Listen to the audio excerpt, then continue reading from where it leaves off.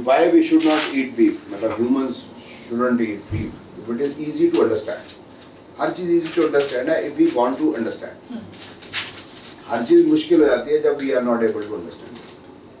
अभी आज शनि शिंगणापुर वो जनानी अंदर घुस गई, वो कहती है मैं तो क्या हो गया फलाना हो, मैं ये कर दूंगी, मैं फलाना कर दूंगी, भैया पाकिस्तान के बॉर्डर पे कर दे भैया, यहाँ तो जरूरत नहीं है, ये तो भगवान का स्थान है। और हमने तो कभी नहीं देखा कि औरतों को वहां पर जाने से रोकते हैं, तो क्या इसने बताया कि औरतों को जाने से रोकते हैं।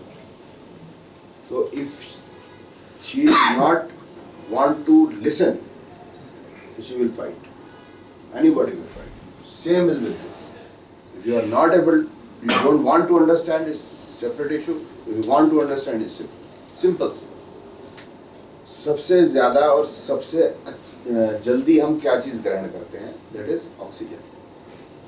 ठीक है, ऑक्सीजन क्या हो गया, केमिकल फॉर्मूला हो गया। इससे थोड़ा सा मुश्किल क्या है,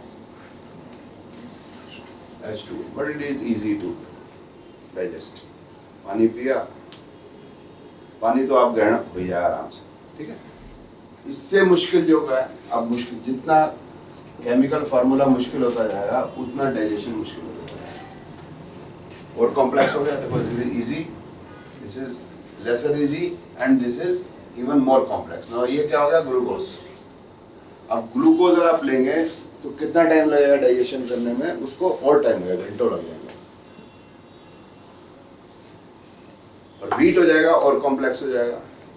अब और जितना कॉम्प्लेक्स हो जाएगा, भाई कोई वेजिटेबल है, ठीक है, अब वो क्या होती है, हाइड्रोकार्बन होती है, ठीक है, C13 है, H पता नहीं जो भी है, वटएवर 29 है, साथ में आयरन भी है, साथ में उसमें कॉपर भी है, साथ में उसमें सिल्वर भी है, साथ में उसके अंदर कुछ भी कैल्शियम भी है। इसका मतलब इसको डाइजेशन करने में और मुश्किल होगी, ठीक है। अब कितना टाइम लग जाएगा, कोई वेजिटेबल है इसके अंदर ये सब कुछ है, मेरे को 15 घंटे लग जाएंगे, या वीट है 15 घंटे लग जाएंगे पूरा डाइजेशन। अब बताओ जी, अगर मैं मांस खाता हूँ तो ये और कॉम्प्लेक्स हो जाएगा, मुझे और ज़्यादा टाइम लगेगा। सिंपल सी बात,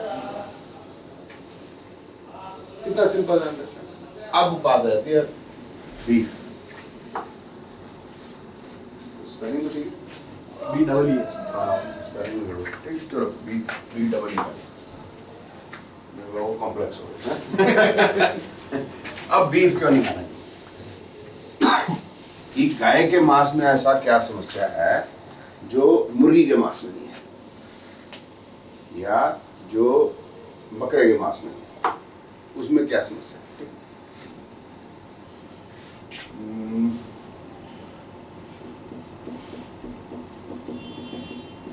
सबसे ज़्यादा सिविलाइज्ड है इंडिया, मतलब ह्यूमंस, मोस्ट सिविलाइज्ड। ह्यूमन जब सिविलाइज हुए तो कैसे सिविलाइज हुए कि इनके पास, ह्यूमन के पास सिविलाइजेशन के लिए एक फार्म हाउस था, एक खेत था, और क्या था, एक डॉग था, और क्या था, एक काऊ। यहाँ से सिविलाइजेशन शुरू हुई है हमारी। कुत्ते का मांस खाते हैं हम, इंसान का खाते हैं, कोरिया में खाते लोग, हैं? कोरिया में खाते लोग क्या मांस खाते, कोरिया में तो सब कुछ खाते हैं। तो बिना मरे भी खा लेते हैं। There is a feast of dogs. नहीं, वो सब कुछ खा सकते हाँ, They eat live stuff. हैं। नहीं, मैं सिविलाइज्ड लोगों की बात कर रहा कोरिया हूँ। सिविलाइजेशन हुई शुरू तो हमारे पास, एक ह्यूमन के पास क्या क्या चीज थी, एक फार्म हाउस था, एक खेत था उसका अपना, एक कुत्ता था, एक उसके पास गाय थी, बफेलो नहीं, ठीक है। कुत्ता क्यों था और गाय क्यों थी, कुत्ता अपने आप ही पालतू बन जाता है, उसकी हमारे से एफिनिटी रहती है। आप कुत्ते को एक बार दूध दे दो, गली कुत्ते को वहीं आग खड़ा हो जाएगा, अब कोई भी घुसेगा आपके बिना पहुंचेगा उसको, आपका वफादार हो जाएगा तुरंत। एक गाय एक ऐसा पशु है, उसको भी अपनापन लगता है, जैसे कुत्ते को अपनापन लगता है, गाय को अपना है। कुत्ते और गाय में फर्क है,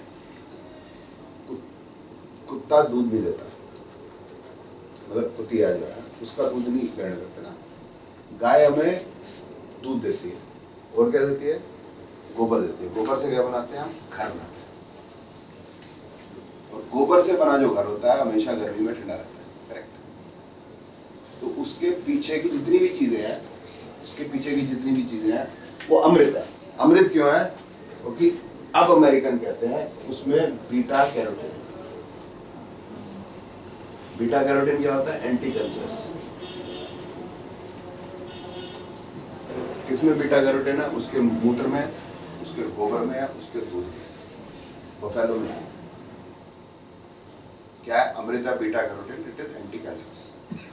ठीक है, this they are saying this is chemically. I am not talking chemically, I am saying something different. मैं ये कह रहा हूँ उसमें एक माता वाली बात आती है। आप बताता हूँ कैसे माता वाली बात कैसे आती है। अगर आपके घर में प्रॉब्लम है, वो रोने लग जाती है। आपके घर में कोई मर गया, दूध देना बंद कर देती है। आपके घर में कुछ भी प्रॉब्लम है, शी नोस। ठीक है, गोबर जहाँ करेगी वहां पर नहीं बैठेगी, अलग बैठेगी। उसका कॉन्शियसनेस बहुत डेवलप है गाय का, बफेलो का नहीं। बफेलो अपने गोबर में लिपट जाती है। ठीक है, अब ये जो गाय है हम नहीं खाते, हम कहते हैं हम नहीं खाते, हम इंसान नहीं खाते। इंसान खाने से क्या प्रॉब्लम आती है, इंसान पागल हो जाता है। ये नेचुरल बात है। If you become a cannibal you will become mad. ये साइंटिस्ट कहते हैं, हम नहीं कहते। तो जो जो पशु जिसकी हमारे से इमोशन जुड़ जाती हैं वो भी हमें नहीं खाना चाहिए। जैसे इंसान की इंसान से इमोशन जुड़ी होती है तो उसको खाने से आप पागल हो जाते हैं, उसी प्रकार से आपकी इमोशन जिस जिस पशु से अधिक होती है वो नहीं खाना चाहिए। बिल्ली भी नहीं खानी चाहिए। उतना तो ज़्यादा इमोशन उसकी नहीं जुड़ती बिल्ली से, लेकिन पालतू तो रहते हैं, तो पालतू जानवर नहीं खाना चाहिए। उसकी रहती है, बफेलो की तो नहीं रहती, काऊ की सबसे ज़्यादा। इसीलिए काऊ खाने से आप पागल हो जाते हैं। मैड काऊ डिजीज सुनी सर? मैड काऊ डिजीज सुनी? मैड काऊ डिजीज क्यों आई? क्योंकि काऊ को क्या खिलाया गया था, शीप का ब्रेन। मार्गरेट थैचर आई थी इंग्लैंड के अंदर, तो इंग्लैंड की इकोनॉमी को उठाने के लिए उन्होंने क्या किया कि क्योंकि स्कॉटलैंड वगैरह से, इंग्लैंड से बीफ चीज़ वगैरह यूरोप में काफ़ी एक्सपोर्ट होता था, तो वो एक्सपोर्ट बढ़ाने के लिए ताकि प्रोटीन ज़्यादा आ जाए गाय की बॉडी के अंदर, तो उसको जो भेड़ का दिमाग खिलाते थे। भेड़ का दिमाग वैसे फेंक दिया जाता है क्योंकि भेड़ का दिमाग खाने से आदमी पागल होता है। तो भेड़ का दिमाग किसको खिलाया, गाय को। गाय ने दिया बीफ या दिया दूध या चीज़, तो उसका दूध और चीज़ लेने से जर्मनी के अंदर लोग पागल हो गए। तो मैड काऊ डिजीज क्या होती है, क्या होती थी कि आदमी जो है सीधा सिर मारता था दीवार के अंदर ऐसे, और सिर तोड़ लेता था, मर जाता। तो इसका मतलब क्या है कि जितनी इमोशंस हैं गाय की वो सारी हमारे में आती है तुरंत, जो बाकी किसी जानवर से नहीं आती इतनी आसानी से, गाय से तुरंत आती है। तो गाय का मांस खाने से ये प्रॉब्लम्स आएंगी जो हमें मतलब it becomes a cannibal act. It becomes a cannibal act because क्योंकि हम जो है उस जानवर का अगर मांस खाते हैं जिसके हमारे साथ इमोशन जुड़ी है, वो जो है हमारी बॉडी के लिए गलत। सिंपल। सर मैं इसका और एक वर्जन सुना था, 2 मिनट में can tell please. Is that one is, एक तो आपने हार्डवेयर की बात की कि उसका केमिकल कॉम्पोजिशन ज़्यादा टफ होता है, to absorb it in the body becomes difficult. वो तो हेल्थ का सबको मालूम है। उसका एक सॉफ्टवेयर कॉम्पोजिशन भी आता है कि the consciousness of a cow is very evolved. जैसे आपने बोला कि आपको दुख है, उसके बाजू जाओगे तो the cow will start crying. It detects. There are 2 other animals जिनका consciousness is so highly evolved, what yogis consider. One is a crow and the other is a snake. इसके लिए श्राद्ध के वक्त हम लोग किसको खाना खिलाते हैं? तो क्रो को खिलाते हैं। स्नेक के पास जाने का तो दम होता नहीं लेकिन या तो काव को खिलाते हैं या क्रो को खिलाते हैं। So when you eat something, you are also absorbing its consciousness. तो आप अगर कैरेट को खाते हो तो your body is able to convert that consciousness easily to your consciousness, versus तुम एक दूसरे कॉन्शियस एनिमल को आते हो तो it's consciousness will clash with yours and your body finds it tougher ये चेंज करने को कि हाँ इसको मैं अपना बना लूं ये वो मुझको- सॉफ्टवेयर की बात नहीं करते यूरोपियन, हाँ। हम सॉफ्टवेयर की बात करते हैं। Yes.